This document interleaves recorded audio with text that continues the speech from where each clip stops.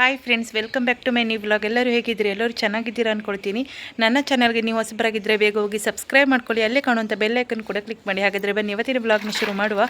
Vlog ಶುರು ಮಾಡುವ ಗಂಟೆ ಇವತ್ತು ಬಂದು ಸಂಡೇ ವ್ಲಾಗ್ ಆಗಿರ್ತದೆ. ಸಂಡೇ ವ್ಲಾಗ್ ಅಂದರೆ ಈಗ ಶುರು ಮಾಡೋದೇ ಸಂಜೆ ಆಯಿತು. 4:15ಗೆ ಶುರು ಮಾಡಿದ್ದೀನಿ ಇವಾಗ ವ್ಲಾಗು. ಒಂದು ಕಡೆ ಹೋಗ್ಲಿಕ್ಕಿದ್ದಿತ್ತು, ಸ್ವಲ್ಪ ಒಂದು ಕಡೆ ದೇವಸ್ಥಾನಕ್ಕೆ ಮಂಗಳಾರತಿ ಕೊಡಲಿಕ್ಕೆ ಇದ್ದಿತ್ತು.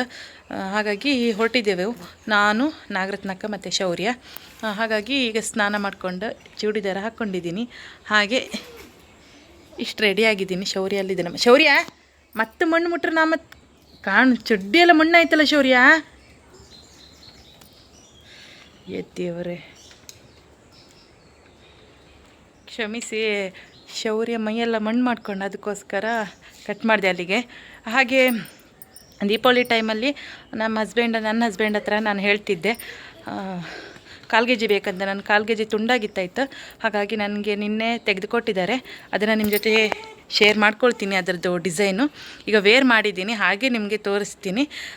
ಇದು ನನಗೆ ಸರ್ಪ್ರೈಸ್ ಗಿಫ್ಟ್ ಏನಲ್ಲ, ಅಂದರೆ ನಾನು ಕೇಳಿ ತೆಗೆದುಕೊಟ್ಟಿರುವಂಥದ್ದು. ನನಗೆ ಬೇಕಿತ್ತು ಕಾಲ್ಗೆಜ್ಜೆ ಹಾಕಿರೋ ಕಾಲ್ಗೆಜ್ಜೆ ಇಲ್ಲ ಅಂತ ಅಂದರೆ ಕಾಲು ಬೋಳು ಅನಿಸುತ್ತೆ, ಅದಕ್ಕೋಸ್ಕರ. ಹಾಗೆ ಇನ್ನು ದೇವಸ್ಥಾನಕ್ಕೆ ಹಣ್ಣು ಮಾಡ್ಕೊಂಡು ಬರೋದು ಎಷ್ಟೊತ್ತಾಗ್ತದೋ ಗೊತ್ತಿಲ್ಲ. ಹಾಗೆ ಬನ್ನಿ ಒಂದು ಕಾಲ್ಗೆಜ್ಜೆ ತೋರಿಸಿ ನಾನು ಹೊಡ್ತೀನಿ. ನೋಡ್ತಾ ಇದ್ದೀರಲ್ಲ, ಈ ರೀತಿ ಉಂಟು ಡಿಸೈನ್. ಇಲ್ಲಿ ನೋಡ್ಬೋದು, ಈ ರೀತಿ ಉಂಟು ಡಿಸೈನ್. ಹೇಗಿದೆ ಅಂತ ಹೇಳಿ. ಸಿಂಪಲ್ ಅದು ಡೈಲಿ ಯೂಸಿಗೆ. ಇದಕ್ಕೆ 3,000 ತಗೊಂಡ್ರವ್ರ. ಸಿಂಪಲ್. ಈಗ ಬೆಳ್ಳಿ ರೇಟು ಚಿನ್ನ ರೇಟು ಎಲ್ಲ ಜಾಸ್ತಿ ಆಯ್ತು ನೋಡಿ. ಹಾಗೆ ಇಲ್ಲಿ ಗಾಯ ಹೆಚ್ಚೋರಿ ಹೇಳು. ಇಲ್ಲಿ ನೋಡ್ಬೋದು, ಇದು ಕಾಲೊಂದು ಸ್ವಲ್ಪ ಬೀಗಿತ್ತು ನೋಡಿ. ಇದು ಮೊನ್ನೆ ಹಿಡಿಕಡ್ಡಿ ಹೋಗಿರುವಂಥದ್ದು. ಸೆಪ್ಟಿಕ್ ಆಗ್ತದೆ ಮತ್ತು ಇಂಜೆಕ್ಷನ್ ತೊಗೊಳ್ಬೇಕು ಅಂತ ಟಿ ಅಂತ ಹೇಳಿದ್ರು ಸುಮಾರು ಜನ. ಹಾಸ್ಪಿಟ್ಲಿಗೆ ಹೋದೆ, ಬೇಡ ಟಿ ಇಂಜೆಕ್ಷನ್ ಬೇಡ, ಮಾತ್ರೆ ಮತ್ತು ಟ್ಯೂಬ್ ಕೊಟ್ರೆ ನರಕ್ಕೆ ಚುಚ್ಚಿತಾಯಿತು. ಹಾಗಾಗಿ ಇವಾಗ ಸದ್ಯಕ್ಕೆ ಗುಣ ಆಯಿತು. ಸ್ವಲ್ಪ ಬೀಗಿತ್ತು ಅಷ್ಟೇ. ಕಾಲ್ಗೆಜ್ಜೆ ಹೀಗುಂಟು ನೋಡಿ ಡಿಸೈನ್. ಹೇಗಿದೆ ಅಂತ ಹೇಳಿ. ಒಂದು ಹಾಯ್ ಮಾಡ. ನಡಿ ಹೋಪ ನಡಿ. ಹಾಂ ಗುಂಡು ಬಾಯ್. ಇಲ್ಲಿ ಅಮ್ಮ ಕಣ. ಹಾಯ್. ಪೋಸ್ ಕೊಡ್ತೀಯಾ? ಹಾಂ. 1 ಕಡಿಕೆ, 2, 3, 4.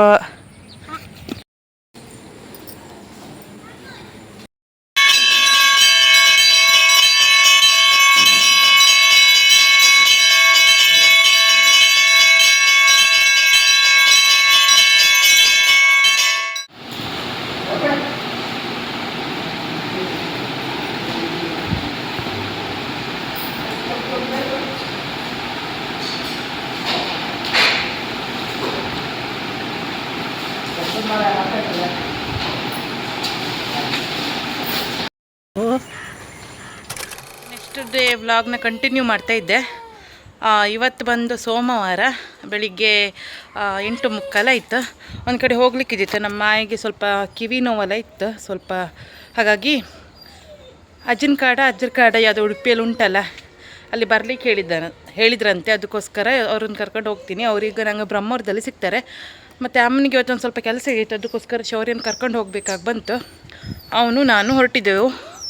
ಮತ್ತು ಮುಂದೆ ಸಿಗ್ತೀನಿ. ನಿನ್ನೆ ಏನು ಕೂಡ ವ್ಲಾಗ್ನ ಕಂಟಿನ್ಯೂ ಮಾಡಲಿಕ್ಕಾಗಲಿಲ್ಲ. ನಿನ್ನೆ ಹಾಸ್ಪಿಟ್ಲಿಗೆ ಹೋಗಿ ಬರೋದೇ ಲೇಟ್ ಆಯಿತು. ಹಾಗಾಗಿ ಸೀದಾ ಮಾಯಿ ಇಲ್ಲಿಗೆ ಬಂದರು. ಮಾಯಿ ಇದ್ದಾರೆ.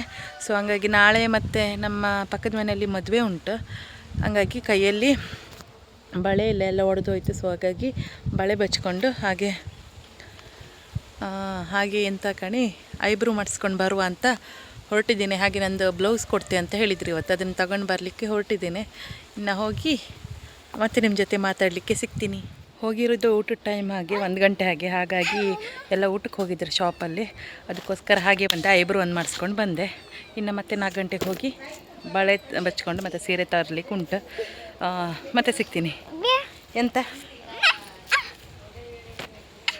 ತಿಂಡಿ ತರಲಿಲ್ಲ ಮಗ, ನಾನು ತಿಂಡಿ ತರಲಿಲ್ಲ.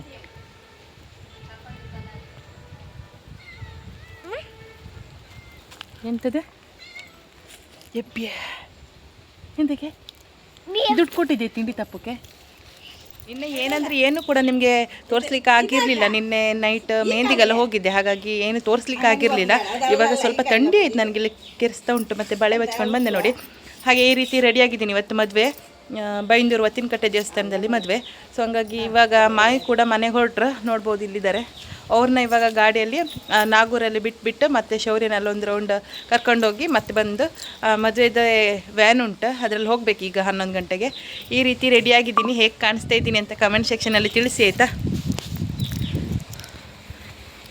ಚೆನ್ನಾಗಿ ಕಾಣಿಸ್ತಾ ಇದ್ದೀನಿ, ಚೆನ್ನಾಗಿ ಸೀರೆ ಉಟ್ಟಿದ್ದೀನಿ ಅನ್ನೋದು ನನ್ನ ಅಭಿಪ್ರಾಯ. ಈ ಸಲನೇ ಫಸ್ಟ್ ಇಷ್ಟು ಸಹ ಪೂರ ಮಾಡಿ ಸೀರೆ ಉಟ್ಟಿರೋದು. ಇದು ಪಟ್ಟಿ ಮಾಡಲಿಕ್ಕೆ ನನಗೆ ಸ್ವಲ್ಪ ಕಷ್ಟ, ಉಡುವುದಿಲ್ಲಲ್ಲ, ಅಪರೂಪ ಅಲ್ಲ, ಹಾಗಾಗಿ ಆದರೂ ಇವತ್ತು ತುಂಬ ಚೆನ್ನಾಗಿ ಉಟ್ಟಿದ್ದೀನಿ ಅಂತ ನನ್ನ ಅಭಿಪ್ರಾಯ.